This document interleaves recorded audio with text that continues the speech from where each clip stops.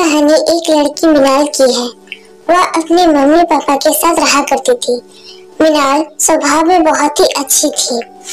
वह अपने दोस्तों से भी बहुत अच्छे से बात करती थी। मिनाल की एक मासी भी थी जिसे वो बहुत मानती थी और उनसे बहुत प्यार करती थी। एक दिन मिनाल और मिनाल के सारे दोस्त मिलकर बर्थडे पार्टी की शॉपिंग की बात कर रहे थे और किसकी फ्रेंड को क्या गिफ्ट दिया जाए। मिनाल ने कहा, चलो आज बर्थडे पार्टी की खरीदारी के लिए शॉपिंग मॉल चलते हैं। मैं बहुत एक्साइटेड हूँ। उसके दूसरे दिन मिनाल अपनी माँ से कुछ पैसे लेके अपने दोस्तों के पास पहुँचती है और मिनाल और उसके दोस्त कुछ दुकानों में देखने के बाद शॉपिंग मॉल पहुँच जाते हैं, जहाँ पर मिनाल के दोस्तों को अपने मनपसंद की ड्रेस मिल जाती है और गिफ्ट्स भी। लेकिन मिनाल को एक भी ड्रेस पसंद नहीं आती है। मिनाल रमा और निशा से कहती है, मैं बहुत देर से ढूंढ रही हूँ लेकिन मुझे बर्थडे में पहनने के लिए एक भी अच्छी ड्रेस नहीं मिल रही है। वैसे तो थोड़ी देर में भी रात हो जाएगी, पर तुम्हें एक दो दुकानें और देख लेनी चाहिए। तो मिनाल कहती है, तुम लोगों की तो शॉपिंग हो गई, अगर तुम लोग जाना चाहती हो तो जा सकती हो। तो दिशा बोलती है, नहीं तुम देख लो, हम थोड़ी देर तुम्हारे लिए रुक जाएंगे। तो मिनाल फिर से उन्हें कहती है, नहीं तुम लोग चले जाओ, तुम लोगों को बर्थडे की और भी तैयारी करनी होगी। मैं थोड़ी देर बाद आ जाऊंगी। यह सुनकर मिनाल के दोस्त वहाँ से चले जाते हैं और मिनाल फिर से एक बार सभी दुकानों में देखने लगती है, लेकिन उसे कुछ भी पसंद नहीं आता। मिनाल स्टाफ से कहती है, क्या आपके पास एक रेड कलर का गाउन होगा जो कि मेरे बजट में भी हो? लेकिन मिनाल को वहाँ से भी निराशा ही मिलती है और मिनाल उदास होकर वहाँ से चली जाती है। वहीं मिनाल के घर का रास्ता एक कब्रिस्तान से होकर गुजरता है, लेकिन लोग वहाँ से ऐसे ही आते जाते रहते हैं। जब मिनाल वहाँ से गुजर रही थी, उसे कब्रिस्तान में दूर से ही एक रेड कलर की ड्रेस दिखी। मानो वो ड्रेस मिनाल को अपनी ओर आकर्षित कर रही।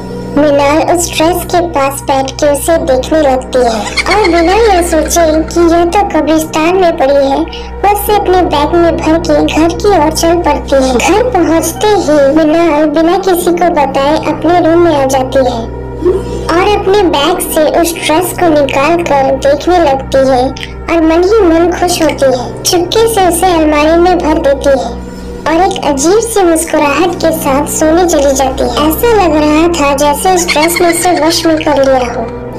दूसरी सुबह मिनाल उस ड्रेस को निकाल के फिर से देखने लगती है और कहती है, वाह कितनी अच्छी ड्रेस है, इसे मैं पार्टी में पहन के बहुत खूबसूरत लगूंगी। अभी जल्दी से इसे अलमारी में रख देती हूँ और नीचे चली जाती हूँ, वरना माँ को मेरे ऊपर शक हो जाएगा।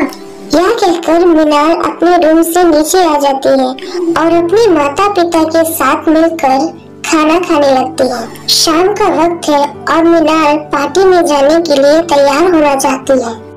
मिनाल जैसे ही ड्रेस को अलमारी से बाहर निकल कर देखती है तो उसे अजीब महसूस होता है।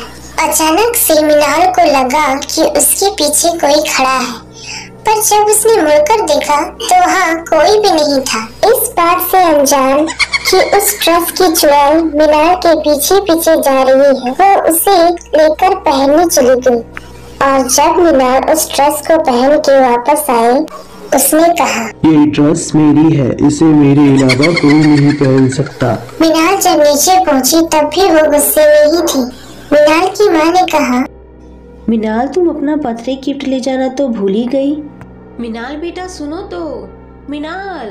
तो वही मिनाल की फ्रेंड रमा मिनाल को पार्टी में ले जाने के लिए आती है, लेकिन मिनाल उससे भी बात नहीं करती और गुस्से से देखकर उसके पास से गुजर जाती है। यह बात रमा को बहुत ही अजीब लगती है और वो दोनों वहाँ से बर्थडे पार्टी के लिए निकल जाते हैं। मिनाल और रमा उसकी फ्रेंड निशा की बर्थडे पार्टी में पहुँच जाती है। निशा अपने बर्थडे पार्टी में दोस्तों को देखकर बहुत ही खुश होती है, लेकिन मिनाल ड्रेस वाली चुड़ैल के कारण हर वक्त पार्टी में गुस्से में ही रहती है।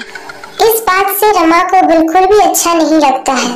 रमा अपनी फ्रेंड निशा को बर्थडे विश करती है और पार्टी के सभी लोग, लेकिन मिनाल निशा को बर्थडे विश किए बिना वहाँ से चली जाती है। यह बात निशा को भी बुरी लगती है। निशा रमा से पूछती है। रमा, ये मीनाल को क्या हो गया है? सुबह तक तो बहुत खुश थी और एक्साइटेड भी थी मेरे बर्थडे को लेकर। तो रमा बोलती है, पता नहीं, पर वो जब से घर से आई है वो ऐसे ही बर्ताव कर रही है। मुझे भी कुछ अच्छा नहीं लगा। रमा निशा को बाय बोलकर वहाँ से चली जाती है। रमा मीनाल को उसके घर छोड़ने के लिए आती है। तो मीनाल की माँ पूछती है, लड़कियों, तुम लोगों की पार्टी कैसी थी? पर मीनाल उसकी माँ की बातों का जवाब बिना दिए ही अंदर चली जाती है। तो वह बोलती है, इसे क्या हो गया? अपना बर्थडे गिफ्ट भी ले जाना भूल गई। तो रमा कहती है, पता नहीं आंटी, पर जब से पार्टी पे गई है तब से वो ऐसे ही बर्ताव कर रही है और पार्टी छोड़कर घर वापस आ गई, इसलिए मैं उसे छोड़ने के लिए आई हूँ। उसने तो निशा को जन्मदिन की बधाई भी नहीं दी। मीनाल की माँ रमा से मीनाल के बारे में बात कर ही रही थी कि उन्हें कुछ अजीब सा महसूस हुआ, ऐसा कि मानो अभी अभी कोई यहाँ से गुजरा हो, लेकिन वो दोनों उसे देख नहीं पा रहे थे। मीनाल की माँ ने रमा से पूछा, क्या तुमने अभी अभी कुछ महसूस किया? रमा ने कहा, नहीं तो क्यों, क्या हुआ? और रमा मीनाल की माँ को बाय कहके वहाँ से चली जाती है। मीनाल की माँ मीनाल के बारे में सोच रही थी। मीनाल के बर्ताव में तो बहुत ही बदलाव आ चुका है, कुछ तो बात है। जब मीनाल की माँ रात को किचन में खाना बना रही थी, तब उन्होंने देखा कि मीनाल वही रेड ड्रेस पहन के किचन में घूम रही है और मुस्कुरा रही है। उन्होंने कहा, मीनाल, तुमने अभी तक पार्टी की ड्रेस क्यों पहन के रखी है? बस ये पूछते ही मीनाल का मुस्कुराता हुआ चेहरा गुस्से में बदल जाता है, लेकिन वो दोनों नहीं जानते थे कि ये उस ड्रेस वाली चुड़ैल के कारण है। जब मीनाल अपनी माँ की तरफ मुड़ी, उन्होंने देखा मीनाल की बाल और आंखें हरी रंग की हो गई है। तो मीनाल की माँ उसका बदला हुआ रूप देखकर डर गई। उन्होंने मीनाल से पूछा, मीनाल बेटा, तुम ठीक तो हो ना? ये तुम्हारी आंखों को और बालों को क्या हो गया है? तो मीनाल बोलती है, ये मैं ही हूँ, आपको इससे कोई प्रॉब्लम है? मीनाल की माँ उसे बोलती रहती है, लेकिन मीनाल वहाँ से चली जाती है।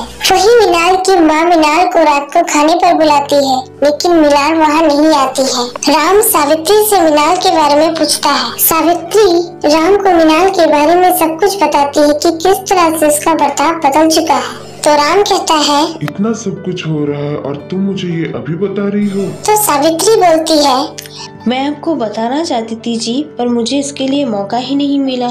मुझे लगता है हमारी हसमुख बेटी को किसी की नजर लग गई है। मैं उसकी मासी को बुलाती हूँ, वो उसे अच्छे से समझती है। मीनाल की माँ उसकी मासी को फोन करती है और मीनाल के बारे में सब कुछ बताती है। मीनाल की मासी कहती है, तुम फिक्र मत करो, मैं अभी आ रही हूँ, मैं देखती हूँ कि उसे क्या हुआ है। सावित्री ने मीनाल से कहा, बेटा मीनाल, ये तुम्हारी मासी है, तुमने इन्हें पहचाना नहीं? मीनाल का चेहरा पहले से ज्यादा भयानक हो चुका था। उसने कहा, मैं किसी मासी वासी को नहीं जानती। और वो वहाँ से चली जाती है। मीनाल की मासी सावित्री से कहती है, मुझे लगता है उस पर किसी भूत पिशाच का साया है। हमें एक बाबा को घर पे बुलाना चाहिए, वही कुछ कर सकते हैं। दूसरे दिन बाबा घर पे आते हैं। मीनाल की माँ बाबा से कहती है, बाबा, पता नहीं मेरी हंसती खेलती बच्ची को क्या हो गया है, कृपया आप कुछ कीजिए। तो बाबा बोलते हैं, मैं महसूस कर सकता हूँ कि इस घर में एक साया है। रुको, अभी मैं उसे अपने वश में करता हूँ, तब तक तुम अपनी बेटी को यहाँ ले आओ। सावित्री कहती है, जो आ गया बाबा, मैं अभी उसे लेके आती हूँ। तो इधर चुड़ैल के वश में हुई मीनाल को यह पता चल जाता है कि उसे कोई घर से निकालने आया है और वह खुद से नहीं जाना चाहती। तो बाबा अपनी शक्तियों से मीनाल को और उस चुड़ैल को नीचे लेके आते हैं। बाबा चुड़ैल से कहते हैं, कौन हो तुम और इस बच्ची के शरीर में क्या कर रही हो? तो चुड़ैल बोलती है, मैं तो ना जाने कब से सो रही थी, लेकिन इसने मेरी कीमती चीज लेके मुझे जगाया, तो मैं इसे कैसे छोड़ दूं? अगर वो तुम्हें तुम्हारी कीमती चीज दे दो तो क्या तुम उसके शरीर से बाहर निकल जाओगी? हाँ, मुझे मेरी चीज वापस दे दो, मैं यहाँ से चली जाऊंगी। बाबा बोलते हैं, तो क्या है तुम्हारी कीमती चीज, बताओ मुझे। तो चुड़ैल बोलती है, उसने मेरे कब्र के पास से मेरी ड्रेस ले ली, जो कि मेरे किसी खास ने दिया था। बाबा कहते हैं, ठीक है, तो मैं अभी तुम्हें तुम्हारा ड्रेस वापस देता हूँ, फिर तुम इसके शरीर को छोड़ के चली जाना। यह कहकर चुड़ैल मीनार के शरीर से बाहर आ जाती है और सभी उस चुड़ैल का असली रूप देख के डर जाते हैं। बाबा अपनी शक्ति से मीनार को पहले की तरह कर देते हैं और चुड़ैल को उसका ड्रेस वापस दे देते हैं और कहते हैं, दोबारा इसके शरीर में तो क्या घर में भी प्रवेश करने की मत सोचना, वरना मैं तुम्हें परलोक भेज दूँ। यह सुनकर चुड़ैल हमेशा के लिए गायब हो जाती है और ये कहानी यहीं खत्म हो जाती है।